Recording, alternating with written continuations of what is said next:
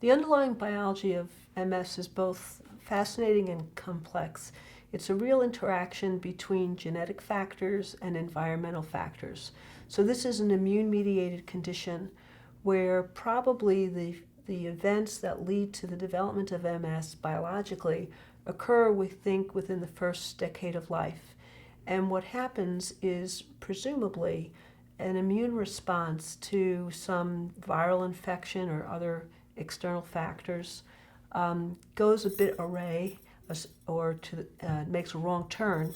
And so what the result is that the immune system turns against itself, and in this case the covering of nerves or myelin, and factors that seem to promote this include certain genetic predisposition, exposure to certain viruses early on, such as EBV, low vitamin D levels, exposure to potentially certain pollutants or toxic factors or smoke. And there are things that make it more likely than not. Obesity among girls is a risk factor.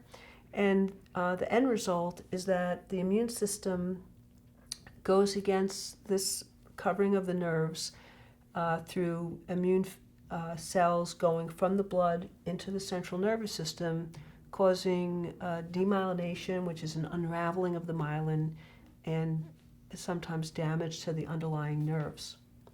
And the result is a variety of different symptoms of the central nervous system. So the targets of this immune attack are within the brain and spinal cord. Some people are under the impression that there's a specific virus that causes MS. That's not the case. What seems to be clear is that Epstein-Barr viral exposure and early on is a factor, as is the fact that people who get infectious mononucleosis, which is caused by Epstein-Barr virus, have an increased risk of developing MS.